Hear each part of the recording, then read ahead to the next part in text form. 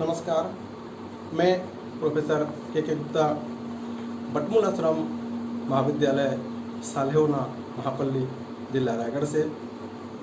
मैं आज यहाँ पे बताने जा रहा हूँ एमए राजनीति विज्ञान के चतुर्थ सेमेस्टर के पेपर 4 के इकाई 4, जिसमें है नगरीय स्थानीय स्वशासन संगठन, शक्तियाँ एवं कार्य। ये एमए के चतुर्थ सेमेस्टर के उन विद्यार्थियों के लिए लाभकारी होगा जो वर्तमान में अध्ययनरत हैं। तो चलिए हम देखते हैं कि नगरीय स्थानीय स्वशासन का संगठन, शक्तियाँ एवं कार्य। प्राचीन काल से नगर भारतीय संस्कृति का प्रतीक रहे हैं और इन नगरों की शासन व्यवस्था भी प्रारंभिक काल से ही बहुत चर्चित रही है। स्थानीय शासन को 2 क्षेत्रों में विभाजित किया जाता है, एक ग्रामीण और दूसरा नगरीय। हमने पिछले अध्याय में ग्रामीण स्थानीय स्वशासन के संगठन, शक्तियाँ एवं कार्य को देखा, जिसमें ग्राम पंचायत, जनपद पंचायत एवं जिला पंचायत, इनके संगठन, शक्तियाँ एवं कार्यों को बताए। अब हम यहाँ पे नगरीय स्थानीय स्वशासन में जो संगठन, शक्तियाँ एवं कार्य है उसको यहाँ पे बताने जा रहे हैं। वर्तमान समय में नगरीय शासन का कार्य बहुत कठिन हो गया है। क्यों? क्योंकि नगरीकरण की प्रक्रिया में वृद्धि हुई है, जिसमें नगरीय समस्याओं में भी वृद्धि हुआ है और उनके कार्यों में वृद्धि के कारण नगरीय प्रशासन चुनौतीपूर्ण हो चुका है। इनमें नगरीकरण, नगरीय विकास, नगरीय वृद्धि, नगरीय पुनर्विकास, नगरीय आधारित संरचना, नगरीय मूल सुविधाओं की व्यवस्था, नगरीय नियोजन एवं प्रबंध से संबंधित प्रत्येक विचारणीय विषय समावेशित किया गया है। नगरीकरण की बढ़ती हुई दिशा एवं विज्ञान तथा प्रौद्योगिकी की प्रगति से उत्पन्न नगरीय समस्याओं की विशाल जटिलताओं के साथ साथ नगरीय शासन के अध्ययन के स्वरूप एवं उसका विषय क्षेत्र में भी अपार वृद्धि हुई है।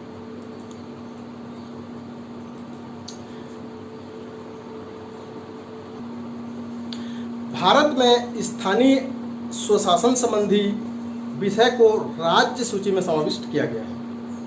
अतः प्रत्येक राज्य में उसका स्वरूप अलग अलग होता है।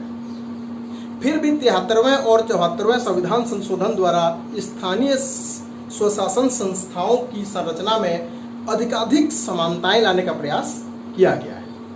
ये दोनों संविधान संशोधन स्थानीय स्वशासन संस्थाओं को अधिकार संपन्न बनाने की प्रक्रिया में महत्वपूर्ण चरण है। 73वें और 74वें संविधान संशोधन के अनुसार राज्य चुनाव आयोग और राज्य वित्त आयोग का प्रावधान किया गया है। परिणाम स्वरूप स्थानीय स्वशासन संस्थाओं के चुनाव राज्य चुनाव आयोग द्वारा कराए जाते हैं। राज्य वित्त आयोग वित्तीय आय में स्थानीय स्वशासन संस्थाओं का हिस्सा निश्चित करता है तथा उनकी वित्तीय स्वतंत्रताएं, जिसकी उसकी स्वायत्तता भी कहा जा सकता है, उसकी रक्षा भी करता है। संविधान के इन्हीं संशोधनों द्वारा ही महिलाओं को आरक्षण, साथ ही साथ अनुसूचित जाति, अनुसूचित जनजाति और अन्य पिछड़े वर्ग के लिए निश्चित संख्या के स्थानों को आरक्षित करने का प्रावधान भी किया गया है। जैसा कि हम सब जानते हैं कि भारत एक संघात्मक शासन प्रणाली की व्यवस्था को लेकर चलती है, जो कि विकेंद्रीकरण को ज़्यादा महत्व देती है, जिसमें सरकार के संचालन में ये जो स्थानीय स्वशासन है इनकी भी भूमिका होती है। तो यहाँ पे हम देखते हैं आज भारत में स्थानीय स्वशासन की संरचना, जिसमें नगरीय स्वशासन की संरचना को यहाँ पे देखना है। भारत के स्थानीय स्वशासन का वर्तमान ढांचा ब्रिटिश संविधान की देन है। जिसके अंतर्गत स्थानीय शासन को नगरीय एवं ग्रामीण दो क्षेत्रों में विभाजित किया गया है, पहले ही बता चुका हूं मैं।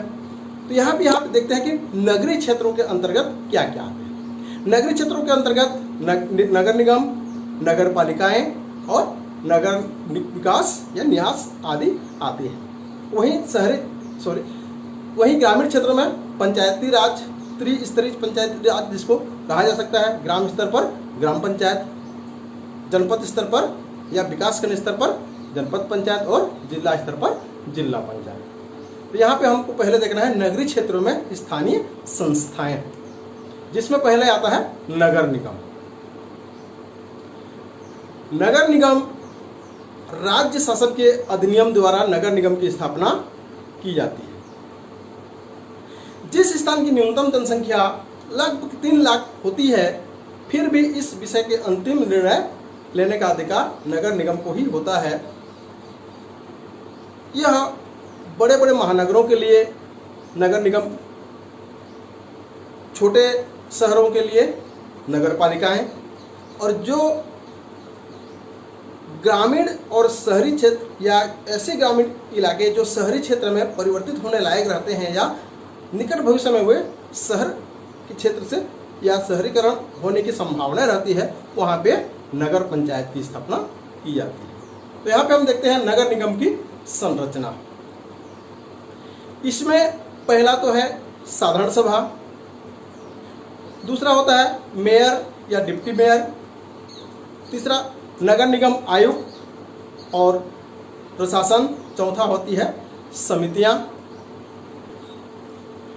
साधारण सभा में विभिन्न प्रभागों में से लोगों द्वारा निर्वाचित जनप्रतिनिधियों का समावेश होता है।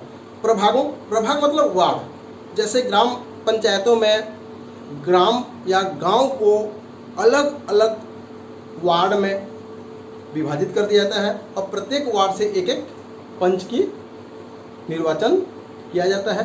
ठीक वैसे ही शहरी क्षेत्रों में भी शहरी क्षेत्रों को या शहर को अलग अलग वार्डों में बांटा जाता है और प्रत्येक वार्ड से एक जनप्रतिनिधि उस वार्ड में निवास करने वाले या उस वार्ड में मतदाता सूची में नामांकित व्यक्ति, एक व्यक्ति को उस वार्ड में चयन करता है, जो कि साधारण सभा में आते हैं। यह एक जनप्रतिनिधि होता है जो एक वार्ड का होता है, उसका कार्यकाल 5 वर्ष का होता है और यह वार्ड जनसंख्या के आधार पर ही विभाजन किया जाता है। ठीक है, उसी श्रेणी में निश्चित की जाती है। फिर भी साधारण सभा में न्यूनतम 65 और अधिकतम 221 सदस्य हो सकते हैं। कुल सदस्यों की तुलना में 1/3 महिलाओं के लिए आरक्षित होते हैं, जिसमें अनुसूचित जाति, अनुसूचित जनजाति की जनसंख्या के अनुपात को ध्यान में रखकर कुछ स्थान आरक्षित किए जाते हैं। अन्य पिछड़े वर्ग के लिए 27% आरक्षण दिया गया है। नगर निगम का कार्यकाल 5 वर्ष का होता है। इसके बाद राज्य चुनाव आयोग के निरीक्षण में नए सिरे से पुनः, अगर 5 साल समाप्त हो जाता है तो पुनः उसका निर्वाचन की कार्य प्रारंभ की जाती है। अब देखते हैं साधारण सभा के कार्य। नगर निगम की जो साधारण सभा होती है वह बैठक 3 महीने में एक बार होना आवश्यक होता है। तो इनकी जो कार्य होती है वह है, पहला तो है महानगर की समस्याओं पर विचार विमर्श करना और महत्वपूर्ण नीतिगत निर्णय लेना। जैसे महानगरों में कुछ समस्याएं आती है तो उस समस्याओं का समाधान कैसे किया जाए, कहाँ से समस्याएं आ रही है, बार बार वो समस्याएं न आए, इसके लिए वो साधारण सभा के द्वारा महत्वपूर्ण निर्णय लिया जाता है। अगला है नगर निगम के वार्षिक आय व्यय पत्र को स्वीकृत करना। ये तो बहुत जरूरी है, चाहे कोई भी संस्था क्यों ना हो, बिना बजट के वह संचालित नहीं हो सकता। उसके लिए आय और व्यय दोनों का ही स्वीकृत करना बहुत ही आवश्यक होता है, जिसको अपन बजट भी कहते हैं। तीसरा है विविध समितियों के लिए सदस्यों का चुनाव करना और उन समितियों को निर्णय को मान्यता भी प्रदान करना। जैसे पूरे महानगर में अलग अलग समितियां बनाई जाती है, अलग अलग क्षेत्र की समितियां बनाई जाती है और सभी क्षेत्र समितियों को अलग अलग कार्य बांटी जाती है। अब ये जो साधारण सभा होती है उनमें से एक अध्यक्ष चुना जाता है जिसको मेयर कहा जाता है और एक डिप्टी मेयर, एक मेयर और एक डिप्टी मेयर का वहाँ पे चुनाव करते हैं, जिसको या इस मेयर को महानगर का प्रथम नागरिक भी कहा जाता है। मेयर का पद एक प्रतिष्ठित और सम्मानीय माना जाता है। साधारण सभा के सदस्य अपने में से एक व्यक्ति को मेयर के रूप में चुनते हैं। ये जितने भी सदस्य आते हैं अलग अलग वार्ड से आते हैं, सभी आने के बाद एक अध्यक्ष या सभापति के रूप में उसको मेयर को चुनते हैं और यह पद 2.5 वर्षों का होता है। यह पद भी अनुसूचित जाति, अनुसूचित जनजाति, अन्य पिछड़े वर्ग के लिए आरक्षित, क्रमशः आरक्षित होता है। ये नियमानुसार वह क्रमशः आरक्षण होते हुए चलता है। मेयर नगर निगम का महत्वपूर्ण पदाधिकारी होता है, इसलिए उसका और भी महत्वपूर्ण कार्य होते हैं। जैसे मेयर साधारण सभा की अध्यक्षता करता है। जो साधारण सभा है उसका अध्यक्षता मेयर के द्वारा किया जाता है और बैठक के कामकाज का जो भी नियमन होता है उस सब का नियमन मेयर के द्वारा किया जाता है। मेयर प्रशासन के विविध कार्यों के बीच समन्वय स्थापित करने का कार्य भी करता है। जैसा कि हम पहले ही बता चुके हैं कि ये जो स्थानीय प्रशासन है वह विकेंद्रीकरण का एक भाग है कहा जा सकता है। इसलिए जो केंद्र सरकार या स्थानीय सरकार या जो राज्य सरकार है उनके बीच समन्वय स्थापित करने का प्रयास हमेशा मेयर के द्वारा किया जाता है और प्रशासन पर नियंत्रण भी रखता है। प्रशासन पर नियंत्रण रखने का कार्य भी मेयर के द्वारा किया जाता है। तीसरा, मेयर महानगर का प्रतिनिधित्व करता है और नगर निगम द्वारा आयोजित विभिन्न कार्यक्रमों में सम्मिलित भी होता है। महानगर में प्रशासकीय अतिथियों के आगमन पर उनका स्वागत मेयर के द्वारा किया जाता है। विशेष कार्य करने वाले व्यक्तियों को सम्मानित करने का कार्य भी मेयर के द्वारा किया जाता है। इत्यादि बहुत सारे कार्य मेयर के द्वारा किया जाता है। साधारण सभा से ही एक डिप्टी मेयर को भी चुना जाता है। डिप्टी मेयर का कार्यकाल भी मेयर के कार्यकाल की तरह ही 2.5 वर्ष का होता है। आरक्षण के सभी नियम जो मेयर का चुनाव किया जाता है, आरक्षण वहाँ पे जहाँ पे जैसा लागू होता है वैसा यहाँ पे भी आरक्षण का डिप्टी मेयर के पद के लिए भी आरक्षण लागू होते हैं। मेयर की अनुपस्थिति में डिप्टी मेयर उनके कार्यों को पूर्ण करता है।